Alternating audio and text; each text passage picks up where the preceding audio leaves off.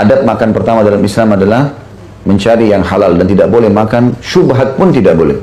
Ragu-ragu, ini boleh nggak saya makan ya? Udah tinggalin aja. Karena syubhat dasarnya masuk dalam bab haram. Yang kedua, membaca basmalah. Dan harus Bapak Ibu sekalian keluarkan suaranya. Walaupun kita sendiri, bismillah. Kita sendiri. Karena seringkali kena lezatnya makanan, ya, laparnya perut, kemudian hausnya tenggorokan, kita main ambil saja, masuk. Dan kita kadang-kadang dikelabui oleh syaitan supaya dia menghilangkan berkah makanan tersebut, tidak baca bismillah. Sampai kata Nabi SAW dalam hadis yang sahih, siapa yang membaca bismillah pada saat mau makan atau minum di sini, ya, maka syaitan di sebelahnya akan mengecil seperti lalat, ya. Artinya tidak bisa lagi punya pengaruh dengan dia. Hanya dengan membaca bismillah.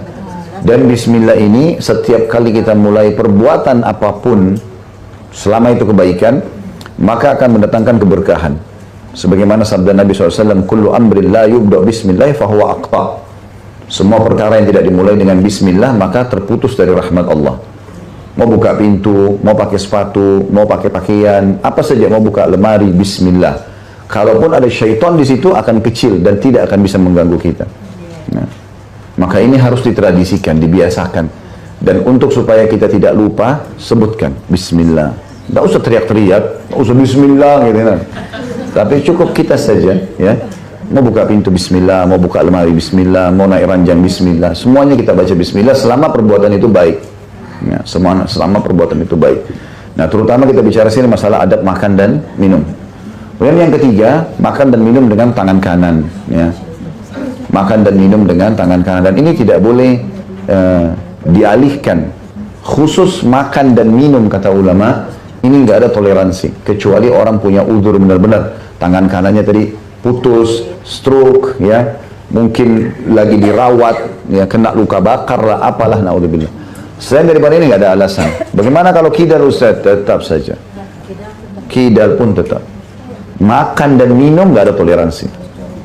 Menulis mungkin, ngangkat barang mungkin, tapi itu pun tetap dia harus terapi dirinya. Tapi khusus makan dan minum nggak bisa. Harus dia lakukan dengan tangan kanannya. Jadi dia berusaha. Subhanallah, saya pernah mempraktikkan dan melihat ke anak-anak saya tentang hadis ini. Itu ternyata memang dari kecil kita ini manusia sudah digoda syaitan agar makan dan minum dengan tangan kiri. Setiap kali saya kasih makanan, pasti ke tangan kanan, dia ke tangan kirinya. Dia selalu masukkan ke tangan kiri. Syaitan sudah goda dari kecil. Saya alihkan lagi, pindah ke tangan kanan. Kadang-kadang harus berulang-ulang kita ingatkan. Nanti mereka sudah mulai besar, sudah mulai remaja mungkin, baru mereka engah itu. Selama itu selalu diingatkan. Jadi syaitan sering mencari kesempatan untuk mencuri makanan itu. Hanya dengan makan dengan tangan kiri. Jadi subhanallah, jangan bilang, oh anak saya ini memang dasarnya kidal. Enggak. Biasakan, kasih ke tangan kanannya. Ingatkan, tangan kanannya nak, baca bismillah. Saya kalau sama anak saya bilang, baca bismillah, sudah abati. Enggak, abati belum dengar, saya bilang. Belum dengar, saya mau dengar. Biasakan, bismillah, bagus. Enggak apa-apa, biar mereka jadikan kebiasaan. Karena kalau tidak, hal-hal yang sepele begini saja tidak dikerjakan, maka hal yang besar juga lebih tidak dikerjakan nanti. Kalau hal-hal yang kecil sudah biasa dikerjakan, maka akan sangat membantu untuk mengerjakan yang besar. Maka di sini kita harus membiasakan makan dan minum dengan tangan kanan, dan itu harus dibiasakan. Harus kita berdoa kepada Allah Subhanahu wa taala agar dimudahkan ini dengan cara setiap mau makan, mau minum, ya Allah mudahkan agar saya tidak melupakan bismillah, kemudian tangan kanan, itu harus, dan saling mengingatkan. Ingat, alasan kidal dalam makan dan minum tidak diterima. Pasti bisa, nggak mungkin. Harus belajar. Kecuali hal-hal yang lain, menulis dia sudah terbiasa, itu pun dia coba terapi. Apa susahnya dari sini kiri pindah ke kanan, dapat pahala. Apalagi kita pakai selama kita hidup, gitu kan? Tidak ada sesuatu yang sulit. Nah ini kadang-kadang, maaf, saya di majelis sering lihat begitu. Lagi asyik dengar pengajian, tangan kiri yang masuk, angkat minumnya, masuk makannya. Kenapa tidak pakai tangan kanan? Ya. Tentu ini bukan hardikan ya, tapi peringatan. Kalau sampai kepada kita, alhamdulillah, kita harus bersyukur kepada Allah SWT. Teman-teman harus hati-hati ya. Syaitan juga sering masuk ke dalam kejiwaan manusia untuk membuat dia menolak dakwah. Itu dibuat sensitif untuk dakwah. Kalau untuk yang lain dia nggak sensitif, tapi kalau dakwah sensitif sekali. Ah, ini orang sok tahu. Wah, masa sih sekeras itu? Syaitan buat begitu. Tapi kalau bicara masalah bisnis, biar para bisnisnya orangnya kasar, nggak apa-apa bagi dia. Kan aneh. Maka syaitan buat dia sensitif dalam masalah dakwah. Enggak, kita harus tahu ini panduan hidup. Bersyukurlah kita kepada Allah kalau ada yang menyampaikan kepada kita. Jangan membangkang. Kita belum bisa amalkan, bilang maaf saya belum bisa amalkan. Alhamdulillah, kalau kamu sudah bisa amalkan, insya Allah saya akan amalkan, ya doakan saya. Itu kan baik. Daripada harus membangkang, marah-marah sama orang yang nasihatin. Ya, itu parah sekali. Masa disampaikan kebaikan buat kita lalu kita menolak? Kan salah ya. Mestinya seperti itu. Maka ini pelajaran yang ketiga tentang pentingnya makan dan harusnya makan dengan tangan kanan dan tidak boleh ada pilihan. Pelajaran yang adab yang keempat dalam masalah makan adalah tidak menyelesaikan dengan satu suapan kecuali dasarnya memang itu kecil atau satu tegukan kalau minuman. Jadi sunnah Nabi SAW itu kalau minum mengganjilkannya ya 3 kali misalnya. Jadi minum misalnya air putih walaupun kita haus, bismillah minum, kemudian lepas. Dan Abdullah bin Umar setiap kali minum baca bismillah, setiap kali lepas alhamdulillah. Bahkan beliau sering kali untuk mengatur pola minum yang masuk ke tubuhnya itu sampai 10 dan 11 kali kadang-kadang dalam satu gelas. Bismillah dilepas, alhamdulillah. Bismillah lagi, alhamdulillah, gitu loh. Jadi mencari pahala dari satu perbuatan yang luar biasa. Dan Nabi SAW juga ingatkan, jangan kalian minum seperti unta. Ya, unta itu kalau minum, dia kalau sedot air, dia nggak berhenti sampai sudah masuk sekian liter ke tubuhnya. Maka dilarang. Unta punya leher panjang, leher kita pendek. Jangan disamakan. Ya. Maka ini harus hati-hati juga karena ini adab. Dan ada banyak penelitian tentang masalah itu tentunya. Orang kalau tiba-tiba walaupun dia haus ya. Dan ada peringatan juga dari Allah sebenarnya. Sebelum medis ini ya. Kalau dia minum buru-buru biasanya keselak ya. Tenggorokannya jadi nggak nyaman. Jadi akhirnya batuk, akhirnya segala macam. Itu peringatan dari Allah. Tubuh kita sendiri menolak itu. Maka cara yang terbaik adalah minum dan letakkan lagi. Juga kalau kita berhadapan sama orang kalau kita lihat minumnya sopan, pelan-pelan, kita hormati orang itu. Ada orang minum langsung dihabisin, ambil lagi dihabisin. Karena orang juga nilai negatif. Allah buat fitrahnya itu tidak baik, gitu. Kalau orang tidak mengikuti sunnah Nabi alaihissalam. Yang kelima adalah tidak menghembuskan nafas atau bernafas pada saat mengunyah atau minum. Jadi misalnya kita lagi minum tadi, memang kita sudah nafas, pas kita mau baca bismillah minum, maka nafasnya ditahan. Bismillah lagi neguk, masukkan itu jangan bernafas. Lepaskan, hembuskan nafas lagi. Ya, itu sunnah Nabi alaihissalam. Dia melarang untuk menarik nafas ataupun menghembuskan nafas di makanan ataupun minuman. Maka itu juga termasuk adabnya. Kemudian yang keenam adalah memakan sesuatu yang dihidangkan di hadapan. Ya. Sebagaimana sabda Nabi SAW kepada Salamah. Salamah ini anaknya Ummu Salamah. Kebetulan beliau nikah sama janda namanya Ummu Salamah, anaknya ada Salamah. Tinggal bersama Nabi SAW. Waktu lagi dihidangkan makan sama Nabi SAW, maka Nabi bilang, wahai anak kecil, Samillah. Pertama sekali baca bismillah. Wa kul biyaminik, makan dengan tangan kananmu. Wa kul mimma yalik, dan makan apa yang dihidangkan di hadapanmu. Di sini khilaf ulama tentang masalah makan di hadapanmu. Ada yang mengatakan selama dia masih satu meja, maka masih dianggap hadapan. Dan meja itu ukuran memang untuk 1-2 orang makan, ya. Tapi kalau meja itu dasarnya panjang, maka cukup yang kira-kira kita terjangkau. Karena kalau kita ambil di sini, ambil di sana, maka orang juga menilai tidak baik. Ya. Beda kita tidak bicara kalau prasmanan ya. Prasmanan memang ini khusus nasi, sana khusus untuk tempe, sana untuk daging, beda. Tapi yang dimaksud ini adalah biasalah kita bicara bukan untuk acara pesta, tapi kita bicara umumnya orang kalau bertamu. Ya. Nggak usah didiskusikan, fahami saja. Yang jelas ini ada untuk menjaga agar orang tidak menilai kita negatif. Makan di hadapan maksudnya adalah makan di hadapan. Bisa juga bermakna makan di hadapan adalah makan yang sudah dihidangkan untukmu. Kalau habis, kamu harus ambil lagi supaya tidak kelihatan tamak. Ada orang piringnya penuh seperti gunung, tumpuk semua lauk-lauk di situ. Belum tentu juga dihabisin sama dia. Orang begitu lihat kita ambil begitu banyak, ini tamak orang ini ya. Apalagi kalau kita tinggalkan sisa, itu kan, itu tidak baik. Maka ini harus dipahami ya. Maka ada adab-adab dan tata krama dalam masalah makanan ini. Jadi kita makan yang di hadapan kita artinya makan yang dihidangkan ataupun yang bisa terjangkau asal tidak berlebihan ya. Ini termasuk adabnya. Ini yang keenam ya. Yang keenam kan? Ya. Ya, adab yang ketujuh sekarang ya adalah menutup dengan alhamdulillah. Sebagian ulama menambahkan sebenarnya adab ketujuh ini ya tidak mengambil porsi orang lain. Ada yang memasukkan masalah itu, terutama kalau kita diundang orang ya. Kadang-kadang kan ibu bapak ibu sudah tahu kalau kita lagi diundang makan, biasanya kan orang hitung tuh, oh tamunya 50. Maka dia sudah tahu 50 ini kurang lebih seperti inilah.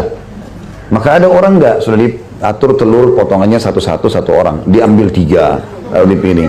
Tempe memang untuk satu piring 2 potong, diambil 5 kan gitu. Maka ngambil porsi orang lain untuk apa? Karena dia pikir dirinya antri nomor 1, maka dia yang mengambil banyak. Pikirannya waswas syaitan, nanti kalau dia tidak ambil sekarang kehabisan. Padahal sebenarnya Nabi SAW ingatkan kepada kita tentang masalah makan ini. Kata Nabi SAW, wahai anak Adam, wahai manusia, kita dipanggil, makanlah sesuatu yang cukup membuat tulang belakangmu bisa tegak. Artinya jangan makan terlalu banyak gitu loh. Makan silakan kalaupun suka. Sehingga ini nanti orang kalau makan terlalu banyak berlebihan juga, dalam arti kata nanti orang menilai negatif, apalagi kalau di depan orang ya. Ini sendiri saja adab-adab ini kita terapkan, apalagi kalau depan orang gitu ya. Maka ini harus digarisbawahi juga adab yang ketujuh di sini, tidak mengambil porsi orang lain ya.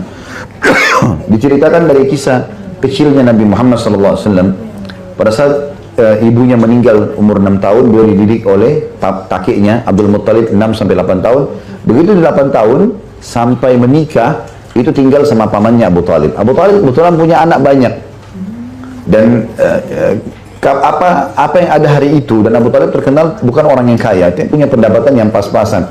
Jadi kalau istrinya lagi masak makanan di nampan untuk anak-anaknya, dihidangkan, anaknya pada berebut ya, takut kehabisan gitu ya, maka mereka pada berebut. Nabi SAW sendiri mojok, tidak pernah ambil, ditunggu kalau ada sisa baru beliau makan.